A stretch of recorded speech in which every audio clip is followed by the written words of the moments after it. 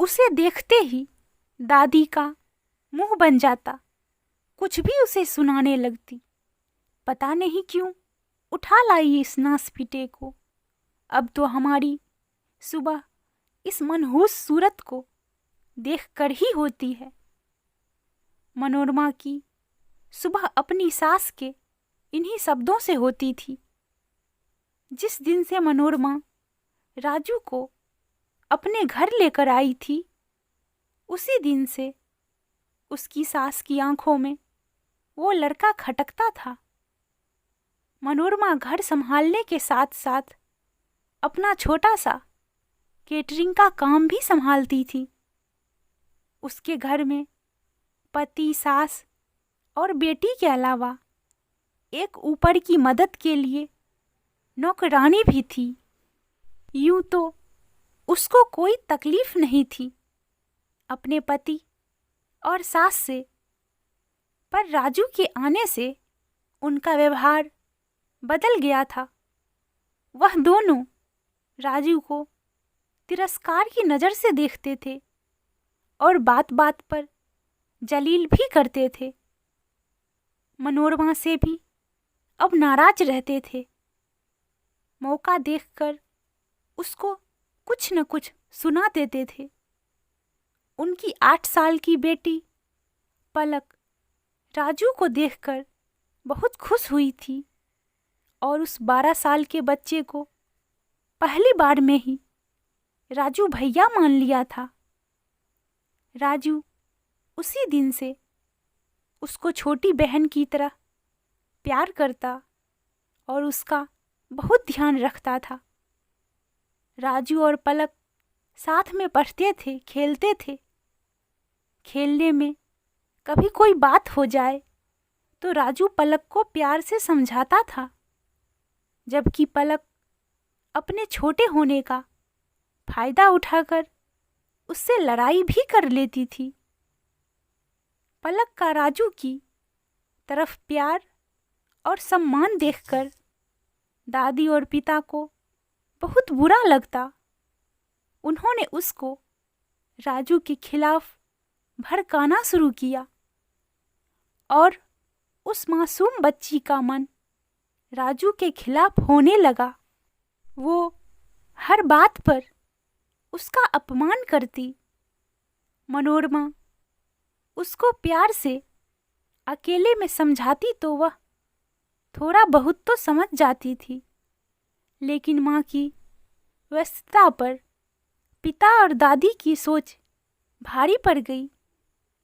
राजू उसका ध्यान रखने की जितनी कोशिश करता, पलक के अपमान के शब्द उतने ही कड़वे हो जाते।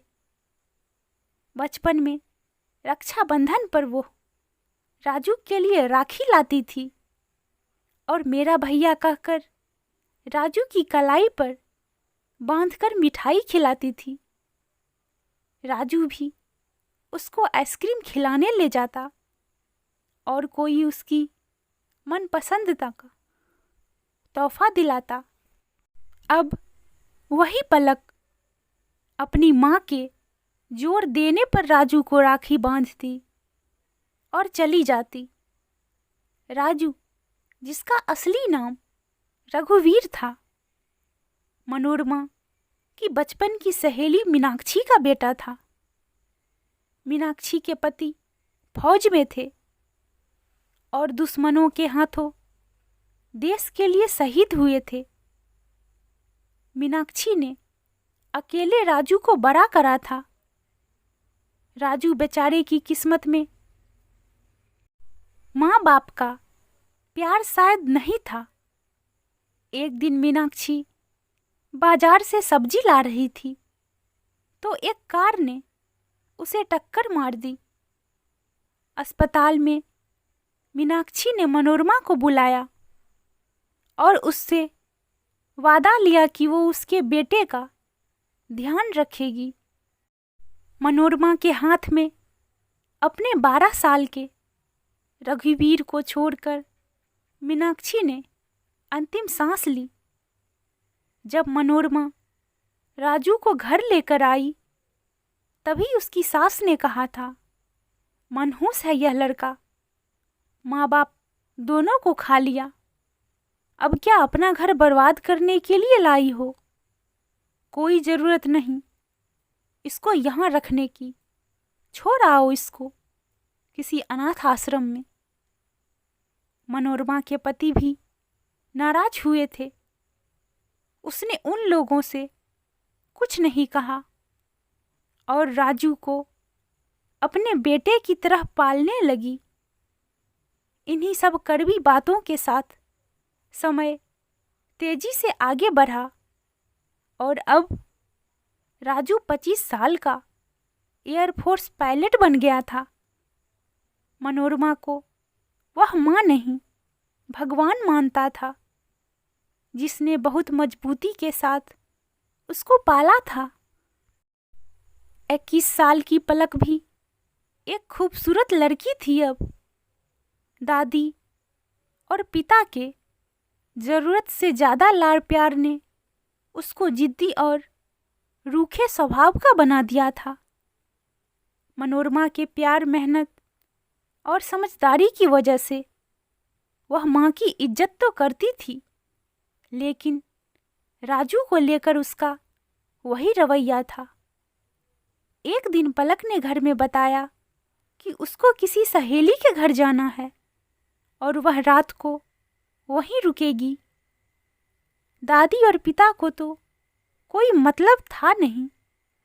मनोरमा का मन पूरी तरह से मान नहीं रहा था, पर पलक ने उसकी बात नहीं मानी और अपनी बात मनवाकर जबरदस्ती चली गई।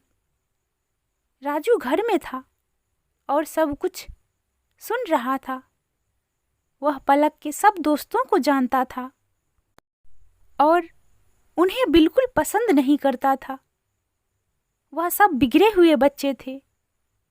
शाम को पलक जब घर से निकली तो राजू ने उसका पीछा किया।